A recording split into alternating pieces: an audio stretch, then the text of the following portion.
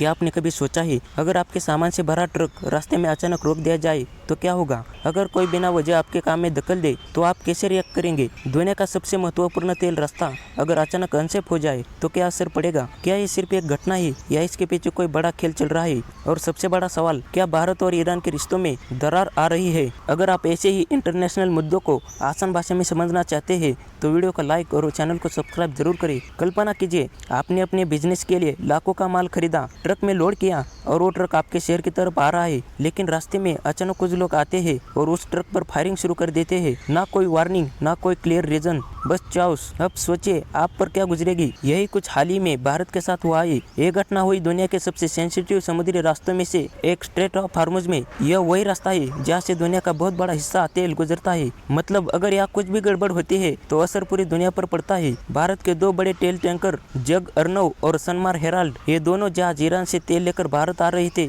और ये कोई छोटे जहाज नहीं थे। ये थे VLCC, very large crude carrier, जो एक बार में 20-30 लाख बैरल तेल ले जा सकते थे। दोपहर के समय अचानक इन जहाजों पर फायरिंग होती है और शक जाता है Islamic revolutionary guard corps IRGC के गन बोट्स पर। हालांकि ईरान की सरकार तुरंत इनकार कर देती है, कहते हैं हमने ऐसा कोई आदेश नहीं दिया। इसे ऐसे समझो, आपके घर के बाहर कोई गार्ड खड़ा है और अचानक वो आपके ही मेहमान पर हमला कर दे। अब आप क्या कहेंगे? ये मैंने नहीं कहा था, गार्ड ने अपनी मर्जी से किया, लेकिन जिम्मेदारी किसकी मानी जाएगी? यही सवाल आज भारत ईरान से पूछ रहा है। जैसे ही एक खबर दिल्ली पहुंची, भारत ने तुरंत एक्शन लिया। ईरान के राजदूत को बुलाया गया और साफ मैसेज दिया गया, भारतीय जहाजों पर हमला बर्दाश्त नहीं किया जाएगा। भारत ने इसे बहुत सीरियस लिया है। फायरिंग के बाद पूरे इलाके को अनसेफ घोषित कर दिया गया। जहाजों को वापस लौटना पड़ा, मतलब जो तेल भारत आना था वो बीच रास्ते में ही रुक गया। अब इसे सिंपल एग्जांपल से समझते हैं। अगर आपके शहर में दूध की सप्लाई रुक जाए तो क्या होगा? कीमत बढ़ेगी, शॉर्टेज होगा, लोगों को परेशानी होगी। ठीक वैसे ही अगर तेल की सप्लाई रुकती है तो फ्यूल प्राइसेस, ट्रांसपोर्ट, इकोनॉमी, सब पर असर पड़ता है। अब यह कहानी इंटरेस्टिंग हो जाती है। ईरान कह रहा है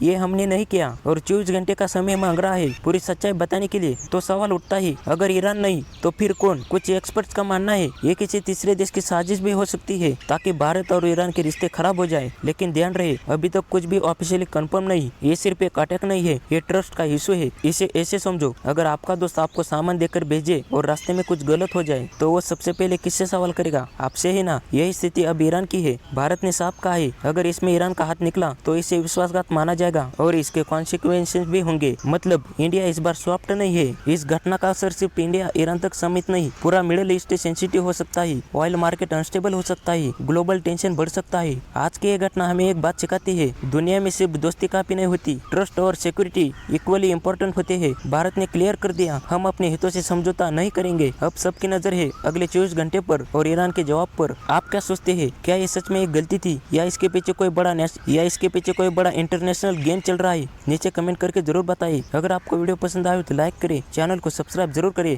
मिलते हैं अगली वाली वीडियो में, तब तक के लिए जय हिंद।